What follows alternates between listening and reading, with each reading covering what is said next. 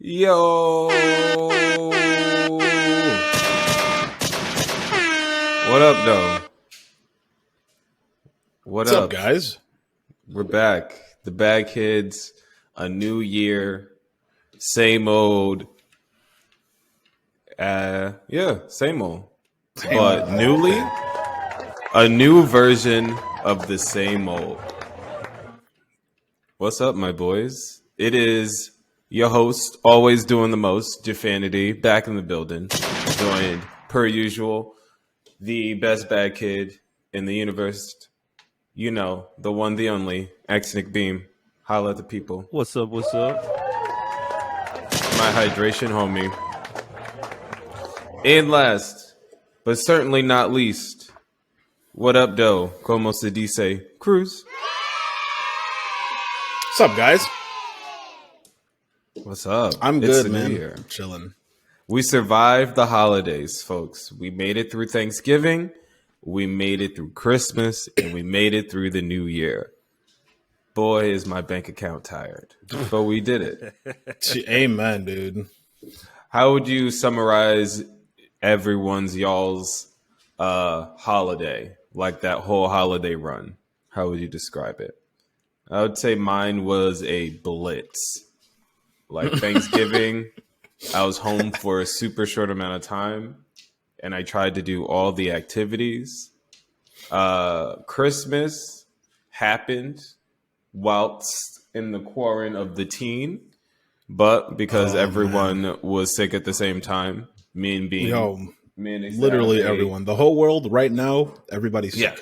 Yes. If you're listening to this podcast right now and you have not actually contracted either round, version, variation, association, liberation of the coronavirus, give yourself a pat on the back because you out here doing it. But also, you have it now. That's it. Breakthrough cases, by the time you hear this, you have it. Or someone immediately close to you has had it. Yeah. No doubt in my mind. And then everyone suffered through that week in between Christmas and New Year's where nothing really matters. And then New Year's happened. And then it's just like after midnight, you're just like, all right, cool. Now the price of Ubers have gone up. But that's my summary of the holidays. I would call it a blitz. Uber on New Year's? Oh, yeah, you guys be out and about. My ass at home. Surprise. We are out and about when the CDC recommends we can be out and about. Yes. We waited. Yo. All right. Scientifically. And I'm sure everybody who was there with us to quarantine. I'm sure they all for tested. 5 hours now. That's it. Everyone did what was necessary according to the guidance. And according also, to us. If it's not for only 5 hours, it's whatever your employer says. That's how the CDC is getting down around these parts. So nasty. Nasty. The dude from Delta, the CEO of Delta, literally was just like, hey, yo, so about the amount of days you telling people, that's really impacting my workforce. Can we shorten it? And then 2 days later, it gets shortened. Like, this is why people don't trust the government. That was probably one of the last calls they got. They probably got millions of calls from a lot of the head honchos and like, yo. But this was the straw that broke the camel's back. They're just like, all right, Mr. CDC man, but you trying to be part of the Mile High Club because we know some freaks. Like, as much as I want to trust the CDC because they're like, I got to imagine that, at least half of them are actual like scientists and care about their work and know what they're talking about. But man, does this shit feel like a game of Who's Line, man? Everything's made up and the shit don't matter. They're just throwing darts, it seems like. True. Let's just keep going with this. There's a large part of the population who very desperately wants to get back to work by all means necessary. And then, like, they say you put on the mask after if you don't have symptoms, right? Isn't that how it's always kind of been? Mm-hmm. I see the progression. I say all of that to say I see how we can all get here when, like, half the people who are actually probably screaming at you are saying they want to go back to work. And, like, the other people who aren't really saying much are just kind of, going about their daily lives. I can see how we got here. But like the impacts. So let's think about like sports, right? Because when we go back to where we were 2 years ago, sports didn't exist, or the NBA existed in this weird bubble. And now here we are with all these regulations and rules. And so looking specifically at the NFL, right? It's getting to like it's the wild card season. Like people are fighting for your playoff spots now, unless you're, the Detroit Lions. But like going into week 17, like there are, what are there like 96, according to Sports News, link available in the expertly taken and provided notes on our website. But yeah, according to Sports News, more than 100 players have already landed on the COVID-19 reserve list ahead of week 17 games. And those there were like, yeah. Real quick, just those are the ones who are being honest. Who knows how many niggas are lying about that shit? Yeah, and then at the start of week 16, more than 200 players were on the COVID reserve list. At the beginning of week 17, various players were still active. And so, like, it's funny, the states that have a lot of players out, they're like all in the South. So the Saints have 22 players out. The Texans have 22 players out. The Jaguars have 17 players out. The Jets have 18 players out. And the Tampa Bay head coach is out. Jesus. Like, although the NFL has already provided us the narrative for the season, that being Bill Belichick going against Tom Brady in the Super Bowl. Like, yo, they planted that seed so early, dude. So I mean, I'm happy about that, but yeah, I bet you. Where are we like? Oh man, where do we draw the line with this? Like, how often? how so like are we gonna let them just script this shit? Like when it's impacting your industry to that extent, where like they're also reshuffling games and shit. Like, at what point do you just go back to the drawing board and be like, okay, we might need to pause? Do you think we're ever going to get there again? Where just like everyone's like, okay, we need to pause and rethink how we're doing this shit again? Do we ever go back in the house? I personally thought that was going to happen. I mean, I think it's going to happen a lot sooner if it does happen. Like, I'm talking like this week, at least up here in New England, because boy, that shit's been spiking. I think that it's not going to be as strict, but like they're probably definitely going to start telling niggas like, yo, you got to stay at home. Stay your ass in the house if you're not essential. So the spike is crazy. I don't know what it's like down there, but up here, right, literally everyone's been getting sick. Beam, what are your thoughts? Are we going back in the house? No, not. I mean, not where I'm at. Probably not. Not Texas. No. Not Texas. Not Florida. It never existed down there. My man, governor said we will never lock down again, and I'm gonna believe him. I'm just gonna believe him. He said in no way. I mean, they're kind of just leaving it up to the states, right? That's hilarious. Yeah, no, I mean, that's true. You're right. What should we do? Maybe there should be some sort of like quarantining period. Maybe more like I don't know. We could talk about this all day. There's so many small things that we can do to make this easier on everybody, but like some people just are not trying to follow a plan. And this is a lot of people just kind of thrown off. Like, it's just, you could lock us down and it's not going to, I mean, we'll flatten the curve, right? Because I've heard. No, you'll probably, I'm going to say, yeah, you'll see like a little bit, but it's not going to like end the shit. If we're talking about like freeing up some ICU beds, like that's a cause and effect. If we went into lockdown something that I was going to say, that's a real ICU fucking thing, man. Like vacant for people, I mean, say that. Come out and say that and say this. We're trying to do this to do this. And like clear messaging, that's always been a problem. You got these New England side of the United States doing something completely different than Texas and Arizona. It's like we're not even in the same country. on the same not page, on the same page. Yeah. We don't have the same leaders. The leaders are not telling the constituents the same things. It's just like a game of Who's Line, man. So when you say, are we going back inside? I mean, if there's like, I don't know. No, I don't think so. I don't think so, motherfucker. Yeah, that's why I said that's why I'm trying. I'm only speaking for the New England side of things because to your point, from a moral standpoint, there will be people going back inside, like people who have families, people who have caught COVID and know, people who have seen COVID. Like there will be people going back inside. Yeah, the people who experienced it firsthand, absolutely. The people who don't, myself included, sick, like the whole house got sick a couple weeks. So back. There will be like there's like us here, we as the bad kids, we'll probably go back inside if it gets to be too crazy, but. We already got it. We just got it, right? And then the boosters come in, and so maybe we won't. So, I don't know. Yo, I don't know. I don't know if they ever send teachers the back in the house. You go get your boosters, and then you're super vaccinated. Look, I'm doing the Pfizer, 2 free throws at the line. That was easy. And then I just got COVID right now.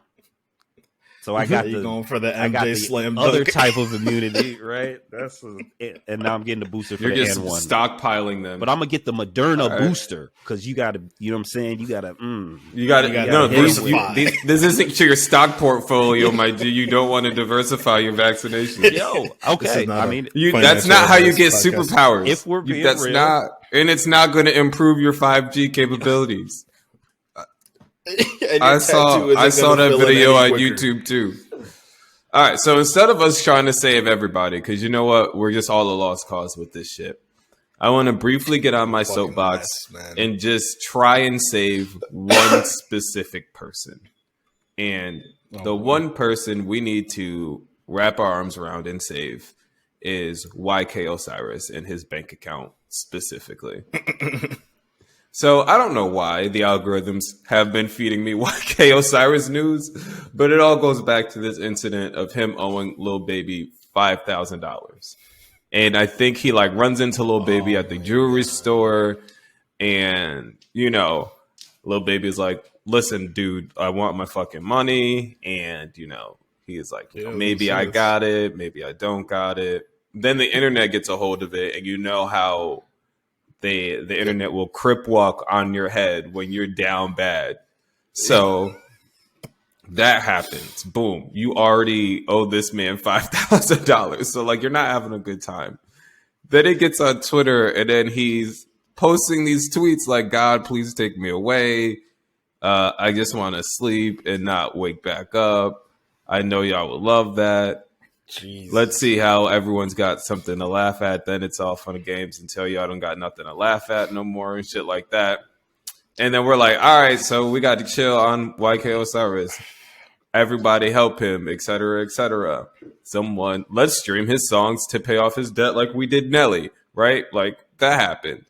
Next thing you know, YK Osiris is playing Quavo in basketball, putting up $10,000. Like, my nigga, stop. Stop. No, he wasn't. Call your financial advisor like you would your mother, because and that person need to have a relationship. Don't bully. Oh my god. No, not you. I'm YK, not you. Boo that man for his financial irresponsibilities, dude. I hope that part isn't true. You had me so I was completely ruined for him the first half of that story. You had no, man. But nah, I hope that's not true. I mean, I don't. But it is. I'm not gonna wish ill on anyone, but that man deserves some not nice things to happen to him. I need so many nice things to happen financially for YK Osiris. Like, I'm about this. I'm streaming his shit in the background right now. They definitely did for him to be putting up 10K on a fucking pickup basketball game. Because I've been streaming his songs all weekend long on repeat, leaving a house, having them play. Just TV on mute. Just letting this. Oh my god, dude! I'm gonna get that man the money he needs. I had me in the first half, dude. That's the Bad Kid Soapbox for this week, ladies and gentlemen. Please keep an eye out on YK Osiris. If you have some free time, stream one of his songs. I don't know any of his songs. No, to be honest, because he already had the money for it. You didn't need our help anymore. Oh, also, okay, so fucking, he lost one of his earrings too, and then he offered like a $60,000 reward to like have it returned. Look how badly I feel for him. He's got to get it together. This is your year, YK Osiris. Oh my god! Wow. No, yeah. So yeah, well, thanks for the soapbox. That's my soapbox. Is that we need to do more to help YK Osiris. We've done enough already, guys. Don't listen to this man. We clearly have not done. And by we, I mean solely Jafanity has done enough. No, we have to do more. This is my call to action. That's a big negative ghost. This is what I'm using my platform for. This is it. Oh my god! Save him specifically. All right. So we mentioned that we all were down bad with Omarion. So what were some of the things? I don't know if it was that one. My test didn't specifically say which one. Mine either, but I didn't study for my test, so of course I wouldn't get the fancy results. I don't study for tests. So what was the game, or were you gaming when you're in quarantine, and what was the one that held you down? For me, it was One Piece. What is it? Pirate Warrior 4. So it's like Dynasty Warrior mechanics with One Piece lore, and it has been amazing. Quite a time. What about you? Have y'all been gaming? If so, what's been your game? So we were playing a lot. I say we because me and V were playing a lot of Civ 6. Like that game. Good time sync? Say again? It's a good time sync? Yeah. No, it's turn-based, basically digital board game where you start on one plot of a randomly generated land and you just build your empire.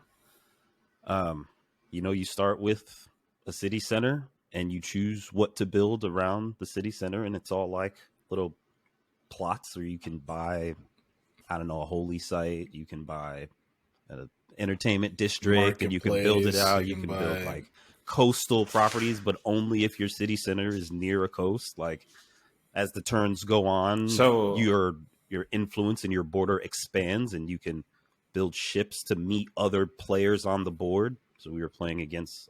Can you conquer? Can you attack? You can attack. Yes, that is. There's like four or five ways to win. You can dominate every player on the board via your culture. If you bring in more tourism than they have population, right? And then you just like own them from culture, or you can start your own religion and send your people out to explore other places. And then you can promote your religion, and you can have a religious victory. That's what I would do 100%. And then you can just build the biggest army and just take a trebuchet to someone's front door. And like, if that's what type of time you're on, that you could win that way. We did the, and there's also like a grand score. So you just 500 turns. There was like 8 people on the map, and we just did the full 500 to see how far we can go. So that took up some weeks actually. We've been playing that before quarantine, but continued playing through, and then finally finished our campaign. While you guys were it was super cool, yeah. man. It's very slow. I'm not saying I'm gonna download it. It's fun, and it's nice on the computer. It's on Game Pass, right? Point and click. Not on Game Pass. It's on Steam for like $8. Oh, yeah. Too bad I'm not a Rockefeller. No, that was the quarantine hold it down. I'm really into board games now for some reason. It's because you're old. They're fun. I mean, thank goodness they're giving it to me digitally, because I don't have a coffee table to play board games on. Dude, I sent you like 14 coffee tables. Just pick one. Just give it digital. Give me the metaverse. Oh, and I've been playing Apex, but on keyboard mouse. That one's for Cruz. That's what I'm talking about, man. So those are the two things. Funnily enough, I've watched more TV during COVID quarantine and didn't do much gaming, but like, yeah, those are my 2 games. It's got to keep things in balance for sure. Cruz, what about you, Cruz? I I played a lot of Pokemon Brilliant Diamond. Nice. What's your party looking like? A lot of time into that. I'm rocking. I got Infernape, Machoke, Kadabra, who I may need to trade to evolve into Alakazam. And I think I got to do the same with Machoke, right? Is it the same for those two? Is that how it goes? Yep. All right, so yeah. Infernape, Machoke, Kadabra, Luxray, the third evolution of Shinx. Happiny, the Chansey little baby. I don't know why she's still in my party. I think I hatched her from an egg. And Azumarill is who I landed on for my water Pokemon. That's who I decided to rock with. Not bad. It's like the second. Not bad for a water Pokemon. I figure well-rounded party. I just beat the champion yesterday. Oh no, I've been slow grinding. I think I just got my sixth badge. Byron, I think his name was. And now we're going around and discovering the I think we're leading up to beating Team Gen 4 Rocket, because I don't remember their name. Team Galactic. Team Galactic. Those characters are fucking hilarious, man. Dude, man. Significantly better than the Sword and Shield. There is no like real bad guy for Sword and Shield. It's just like these obnoxious fans of one of the trainers, and it's one of the more a lot of things about Sword and Shield are underwhelming, but that's for a different show. What about all right? So Beam, you said you've been watching TV in your quarantine. What are your top recommendations? My top. Okay, so when I found out I got COVID, I went straight for Marvel. I've been waiting to get back into Marvel. So I finished What If. I did Hawkeye. I watched Shang-Chi. And then, man, I'm so far behind. Top Holy off, fuck. When it was safe to go back outside, I went to go see Spider-Man. So like I did my very hard Marvel run. Now, if we're talking about stuff that I actually would recommend, if you're not already watching Marvel, because it's kind of Shang-Chi was dope. Shang-Chi was a very good movie. But I started watching Jujutsu Kaisen anime. Yeah. Jeff has been preaching about anime in general for sure. I just got to find the right one. Always, yeah. I just got to find the right one. I'm like, wait, then you watched 91 Days? I'm like 3 or 4 episodes into 91 Days. That was a work show. I don't have work shows anymore. Oh, word. I can't watch TV at work anymore yet. And then I started watching must watch on HBO Max is Silicon Valley. And it's a show about Silicon Valley and San Francisco around the time where things were starting to boom and Facebook was getting bigger and Uber and Lyft were getting bigger, and just like these 4 guys trying to build a.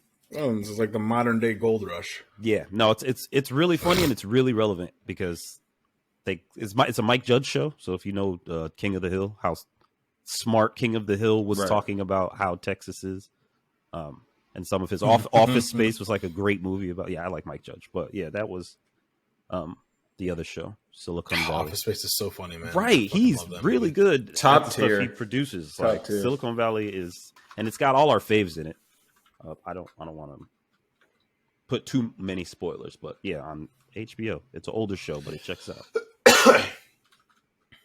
Fair enough.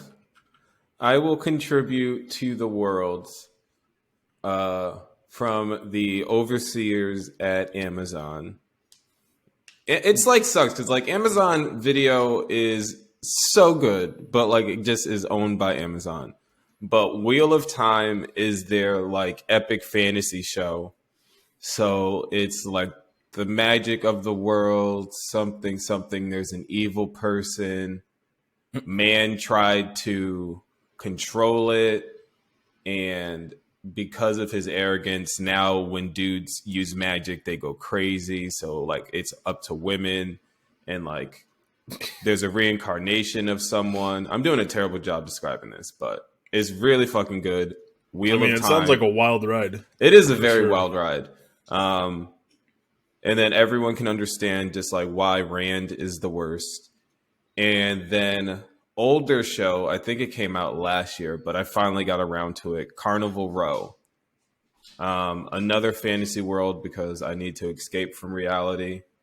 But essentially like fairies, what else exists? Like pucks, Ghouls, so like goblins. horned creatures. Yeah, so like mythical creatures exist in this world. It's like early London type shit and like high society, hoity-toity London type shit. And there's a killer on the loose, and you meet the Chancellor, the Chancellor's son. There's a detective. There's what's the show called? Carnival Row. Carnival Row. Yeah, so strongly recommend that if you got some free time. Wheel of Time is only like 8 episodes. Carnival Row is maybe 12, so it's not going to take a lot of your time. And then another quick plug for, even though Witcher, the new season is out, I, for whatever reason, am hesitant to watch it. So I started re-listening to the audiobooks of the Witcher story. Even though in the end, you do cry. You do. I think me and Denise had watched like maybe like 3 episodes when season 1 dropped, and we never got back to it. Not because it was bad, we just never got back to it. Mm-hmm. So that's on our list to binge. She also finished binging Insecure. That was her show during the quarantine. I bet she's an emotional mess right now. Yo, that show had her like in laughing tears most of the time. Mm-hmm. Not so sure about like actually hitting home and making her cry. Oh no, that show's gotten me. Shippuden had her in her feelings, boy. Let me tell you. Oh, I can't wait Naruto for Shippuden, Beam to have watched it so the embargo can be over. She got, and so many spoilers have been dropped into Discord already. No, but not of the ones that matter. I don't understand any of it. So good. You Almost, will. Though. You good. will. Because she was watching it on Hulu, and I think something licensing something contracts. Hulu only has like the first 120 or 130 some odd episodes dubbed, and then after that it's only subbed. So I do hate that. So I was like, well, watch it subbed. It's so much better subbed. But she's hunkered down on dub. She's watched the like maybe like 3 or 4 episodes subbed, but you know what I'm saying? I don't know that I would have been able to watch Dragon Ball Z subbed after watching up to the Frieza saga dubbed. It would have been difficult, so shoot her some bail right there. But yeah. What have you been watching? And then I rewatched the Matrix trilogy while I was on the couch in anticipation of the 4th one, and then I did not watch the 4th one because I heard nothing but bad about it from literally everyone who watched it. And I would say Keanu Reeves does no wrong. Don't get me wrong. But I don't know. Have you watched the trilogy?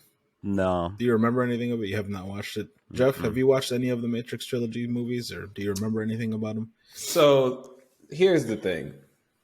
My trap card has been activated because I have so many strong feelings about the Matrix. And none of them are really good. I love the Matrix trilogy. So one of the things that I used to do is my dad had the DVDs. He has the first 3 Matrix. And every time I go to his house, I'd run out of things to do. And I'm like, all right, I'm going to watch the Matrix until it makes sense.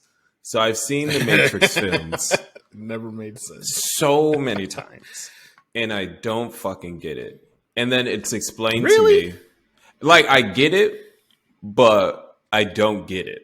Like, I understand it as a concept and like what they're trying to do in the film. Like, maybe it's like a niche kind of thing because I love them. I think it's just my brain. Like, it might just be me personally. Yeah. And so it's not the movie's fault that I'm dumb. But there's just like, in this one regard, I simply cannot. I can't buy what they're selling to me in these films. Okay, I can understand that. As a fan of the action film genre, though, I enjoy it. But the fight sequences are dope. The heady concept and the symbols and all of that, like the technique and all those things that go into the film, fuck out of here. So I had never seen the third one until COVID. And I had watched the second one once, so it was, except for the first one, like 2 and 3 again were kind of like a fresh watch. It was kind of like the first time me watching them, basically, because I had only seen them when I was kids, and that shit barely stuck around in my memory. So, it was very thought provoking. I can see why that fan base is so in love with those movies. It's not the best thing since sliced bread, don't get me wrong, but it was very thought provoking. And watching the third one and then knowing there's a fourth one coming up I was like, why? You know what I'm saying? Like, the fourth one didn't need to happen. Right. We could have just gotten John Wick instead. And I think that's why John Wick has been pushed back, because they wanted to separate themselves from what maybe the insiders knew was going to be a terrible movie. Just fucking overdose America on Keanu Reeves. That's all I want. Yeah, so... But yeah, like, the fourth one didn't need to happen. Like, spoilers for anyone who hasn't seen. The movie came out in 2003, and 2 and 3 came out in the same year, which is baffling. Unheard of at this point. Yeah, spoilers for the trilogy. Like, fucking Neo and Trinity die in the third one. Like, why do you bring them back? Like, what the fuck? What are you doing? And then I stumbled upon an article as to why they brought them back, and apparently the director was, like, down bad and didn't know how to cope, and then she started writing about these. Yeah, she started writing about these two characters, and that's how the fourth movie came to be, to get her out of her funk. So which is fine, whatever. But like, this sounds like this is a Kanye album of a movie. Essentially, is what I'm gathering from That's so funny. Which is probably why it did. Like, fucking Fishborn's not back as Morpheus. He got recast, and like, I don't want any of this. That's so funny. So this is literally Donda. Nuts. And then it bombed. On top of that, it got reviewed. Like, I don't know if it was review bombed, but a lot of reviews. Worst possible time. Why would you come out at the same time as Spider-Man? Who told who? No. I don't even want to start yelling about this. I think regardless of when it came out, it was going to bomb. A movie's going to be bad no matter when it drops. Coming out around Spider-Man doesn't have any competition.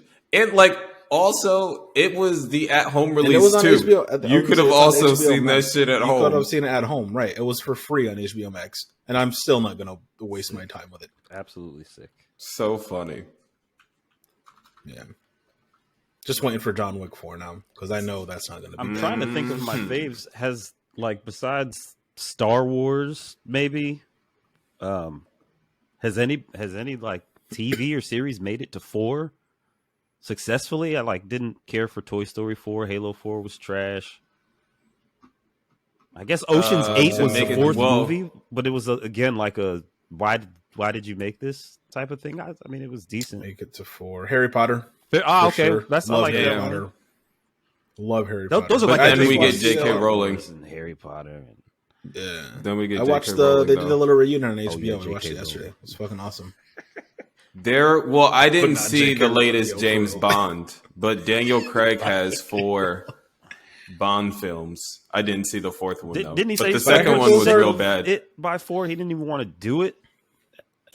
It got pushed back a year too. So, and they had to reshoot it because the technology in it that they wanted to show off was outdated. So certain things had to get reshot. So can't all those films like be watched without having to watch any of the other ones?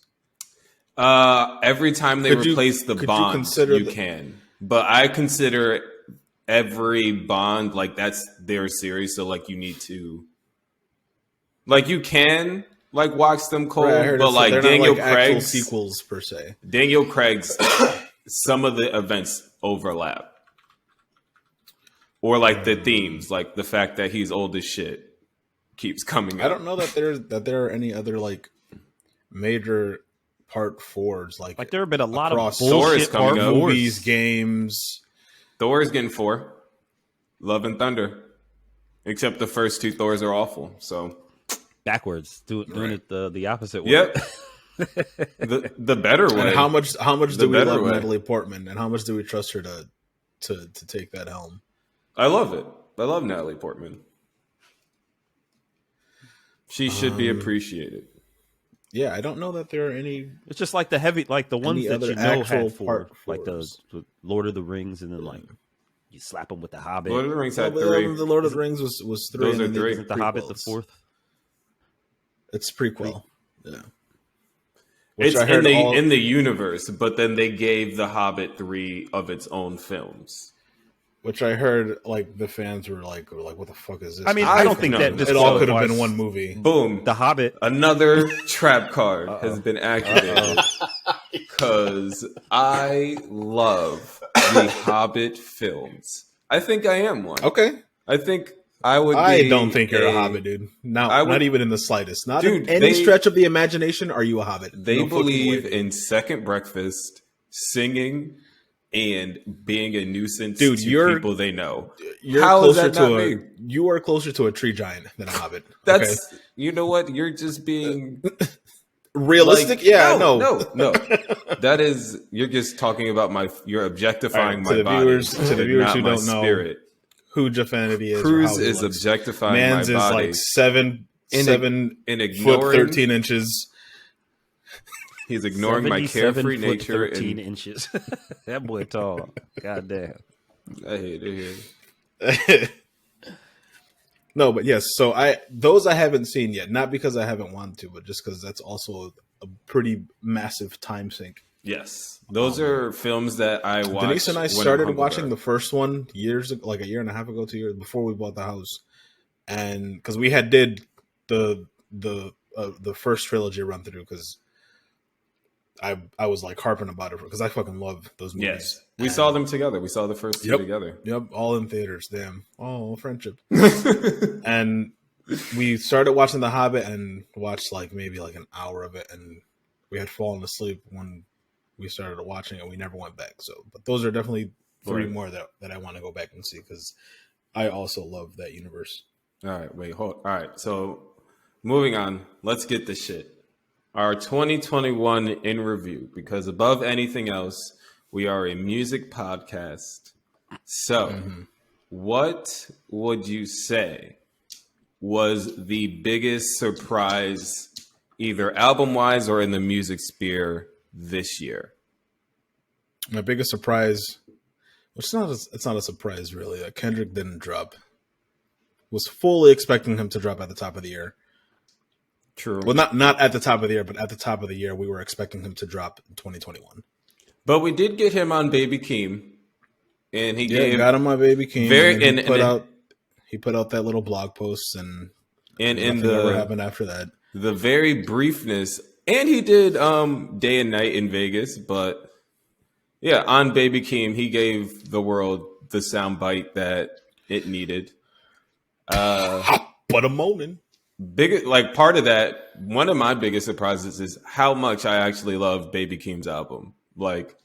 And Family Ties isn't even my favorite song. 16 is the best song. And I'm like, there's no way that this song exists on the same album as Family Ties and Do-Rag Activity.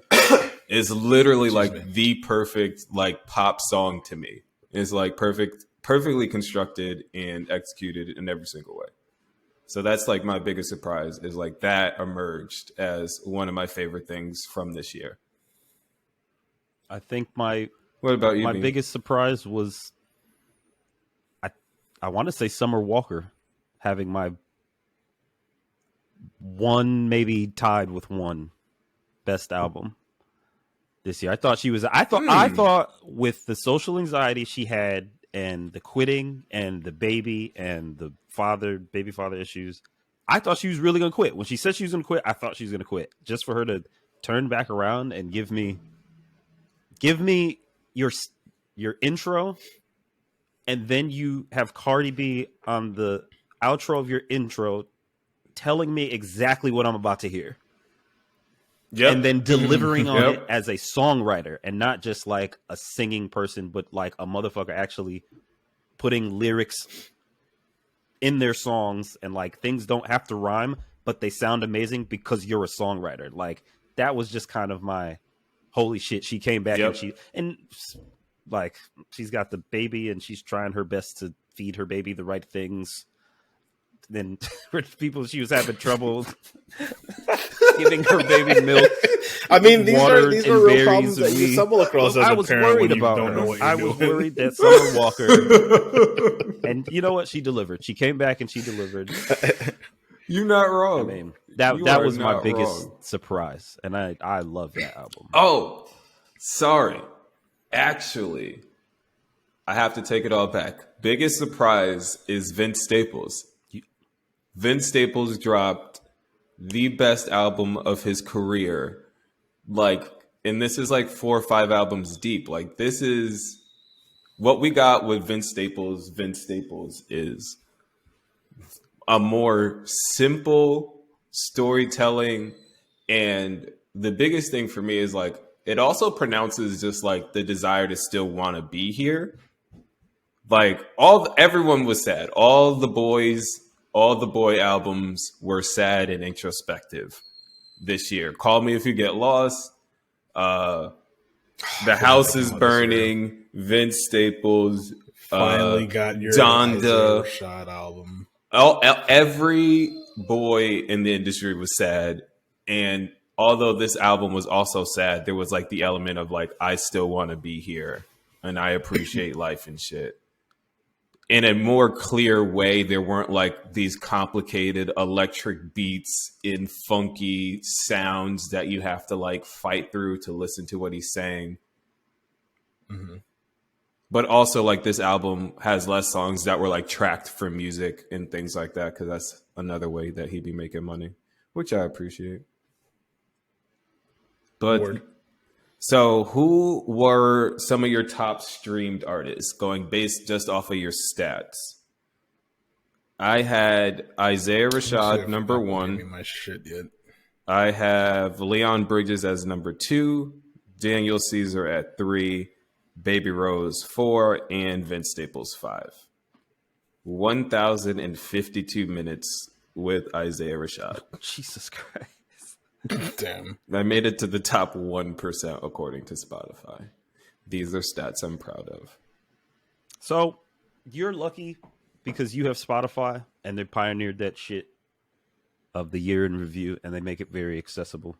I only have YouTube. Yo, music. like I'm trying. All I know, I'm trying to search through mine on Apple, and it's like annoying as fuck trying to find this shit. I listened to Top Off by Gunna somewhere around 300 times this year.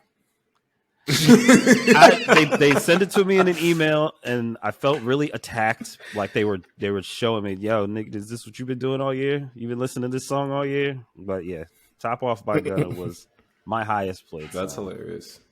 That's funny. Somehow the algorithms told me that Drake was one of my top billed artists. So for the last I've been thinking about it for the last month, about the last 3 or 4 months, and YouTube Music kind of just plays the same songs over and over. Like if Absolutely. I put on a Drake song, like I'm gonna get Drake and Rick Ross and Kanye, and if I put like a Lil Baby song, I'm gonna get DaBaby and maybe Migos and Drake. And then like if I try to put on a Childish Gambino at a certain point, I'll just get old school Drake, and it's not fair. I don't want to listen to Drake that much, especially because he doesn't do interviews. Which sounds like you need to. Jeff go listen to told Spotify me a few weeks ago that. Well, this is another big surprise of the year. The more that I thought about it, Jeff told me that Drake dropped Certified Lover Boy and has done no appearances for like interviews or podcasts. He hasn't popped up press to talk about it. Wow. You just kind of see him on his Instagram. Like, that's it. Doing shit. There's no post-album promotion, just kind of letting art speak for itself. He's not Which answering. is crazy. He didn't respond to the Girls Like Girls thing. I think he's finally hit the point of like, well, he's trying to hit that Beyonce putting this shit out. you no longer have to talk about anything that you do unless you want to. Somebody's coaching him very well into that. I thought that was pretty surprising. If you're going to be a superstar, there's a certain point where you have to stop talking. I wish somebody would help Nicki Minaj. I love everything she's doing, but she's such a superstar. Nas is another huge surprise for me, by the way. Yeah, he also did he release 2 projects this year or just one? He released 2. He had King's Disease. Right? Because one of them is nominated for a Grammy. King's Disease 2? King's Disease 1. But I think King's Disease 2 is coming soon. No, wait. King's Disease 2 and then 3? No, it's out. It dropped that in August. King's Disease 2 dropped. I'm looking at it now in August. Yes, that was it. So there was August 6th King's Disease 2, and then he just dropped Magic? I think his new album is called. Yes, it is with Hit Boy. But it's another full Nas. So who would you give the crown of top artist He's aging to? quite gracefully on the mic. I would say, with no great surprise, I'm going to the great state of New York. And I'm going to keep going past New York City and keep going north and north and north until I go to the city of Buffalo and walk around until I find West Side Gun and give him his flowers. I thought he had a phenomenal year. When you talk about taking the things that you've done consistently and have gotten you where you are, and then just take it to the next level in every conceivable way in regards to the wrestling that he supports, the art that he does, the fashion shit, the music, the executive producing. Like he did Pray for Haiti with Mac Homie. He took control of the summer with his own conversation instead of Donda versus Certified Lover Boy. My conversation got to be what side is better for Hitler Wears Hermes 8. Is side A better or side B better? And so like that was more fun for me to talk about and try and dissect than Donda versus Certified Lover Boy, because were 2 very different projects and neither of them were it for me. And then they squashed everything afterwards. Because they're both industry niggas and everything they do is hogwash. But yeah, West Side Gun for me. So another surprise for me was the Nardwuar interview with Cole. Did anybody watch that? I didn't want to go to sleep, so I didn't watch anything with J. Cole in it. Wow. All right. But who would you say is your top artist, Cruz? Or Beam? Just because you hate J. Cole, I'm going to say J. Cole because the offseason was so good. There could be an argument for J. Cole. He popped up in my shuffle more than anybody else. That's not a good way to make that argument, but I'll take it. It's not the best point. What about you? Oh, and I got to give Billy her flowers too. Did anybody listen to Happier Than Ever? Yeah, but then not your steez. Then I listened to Sour by Olivia Rodrigo, and that's where I've been stuck in my pop sad girls corner with Olivia. Yeah. Beam, what about you? So my art, if I'm not gonna copy you and say West Side Gun, because I do believe that he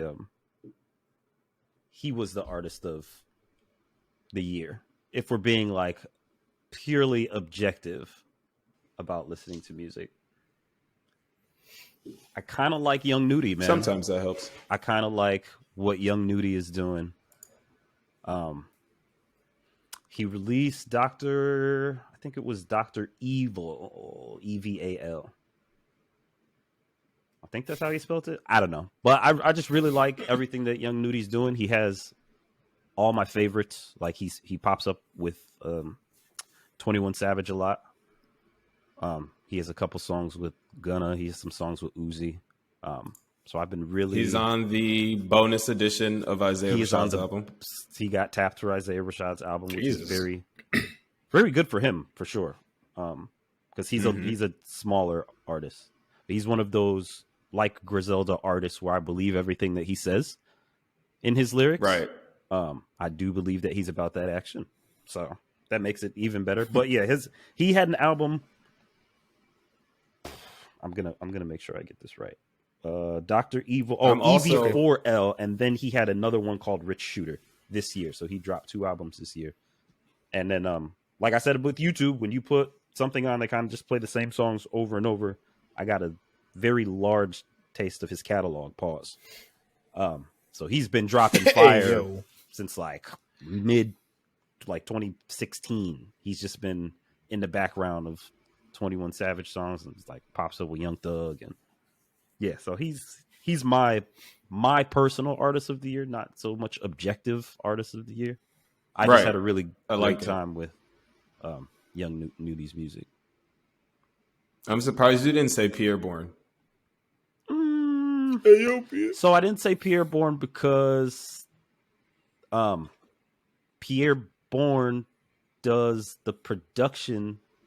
He does a lot of Young Nudy's production, as a matter of fact. Producer of the year, sure. That's not. He's great with melodies and he's great with beats, and his albums have a really nice flow to it. But like, if we're talking about people who, rapping people who like if you talk about West Side Gun as an artist, putting people on, getting people to rap on your albums while you can also rap on your albums, and you're coordinating all of this. Pierre Bourne's just like, in terms of the soundscape, I feel like he's my producer of the year. He does a lot of production for Young Nudy and has. So I just go with Young Nudy as the rapper artist. They've done like collab, just like Nas and Hit Boy are doing the collabs. Like, there are Young Nudy Pierre Bourne collab albums that are just absolutely fire all the way through. So there's a connection. Now right? I have some homework. There's the connection. YouTube will connect you to some shit. That's fair. Word. You got any, in case you missed it, news, things you think people need to know about before we get out of here? The 49ers are going to the playoffs. I wanted to hit the boo button so bad. I'm going to let you have this. They're going to make the playoffs. And I don't think Jimmy G is going to play for the 49ers again after this season. Bold predictions, sir. So that is my prediction. I don't really have it in case you missed it. That's my predictions going forward. They're playing today. I got it. I feel like I did not acknowledge all the cooking magic that happened over my time in quarantine or just otherwise in the house the past 2 weeks. So go for it, dude. Quick shout out to Christmas dinner. V did the charcuterie board. Then I did the beef Wellington, lemon garlic asparagus, fingerling potatoes. Then V did 2 different kind of desserts. Then I made lasagna with my boy over Google Duo. And then after that, like while the lasagna was in the oven, I made stewed chicken. Gonna make vegetable curry. So I'm trying to start the new year off right.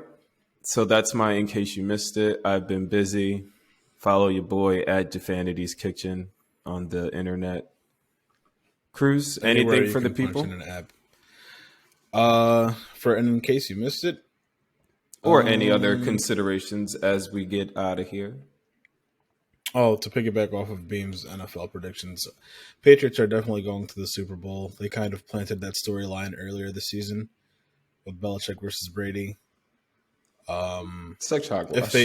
If they don't go to the Super Bowl, then it's all fixed and everything's a wash. It's all rigged. That's how that works. And then in case you missed it, I don't think that I have anything that you missed. I made some goals for myself for 2022, as we all should. Yeah, I need to write mine down, though. So don't miss it. Don't point your finger at me, though. Twitch.tv/Como Se Dice Cruz. Woo! Get Well Soon EP coming 2022. Been sitting on that for like 5 years. So that's one of my goals for this year. It is not going past 2022. I can see one of your new things this year is pointing into the camera. Yes, it is. Yeah, that's I think that's about it. Not in case you missed it, but don't miss it. All right, folks. We back in the building. Happy New Year. Hopefully you have made it out of 2021 with every ounce of sanity that you needed to survive. Look forward to another great year with you listening to us. All right, it's your boy Defanity, the host that stay doing the most, with my boy for life, Nick Beam, and my other boy for life, Como Se Dice Cruz. With the point in the friendship. All right, folks, keep it funky, keep it fresh. We out this bit. Later.